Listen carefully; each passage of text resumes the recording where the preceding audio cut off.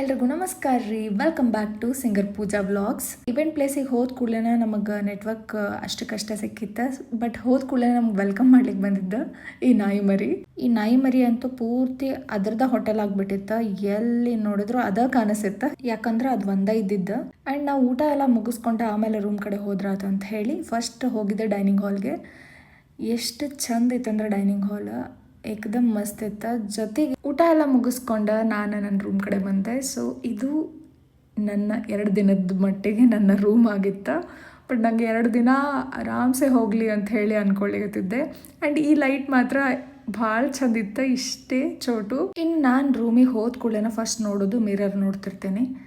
So ಇಲ್ಲಿ ನೋಡ್ರಿ ಎಷ್ಟು ಚಂದ ಐತಿ ಮಿರರ್, ತೋರಿಸಿ ನಾನು ನಿಮ್ಗೆ.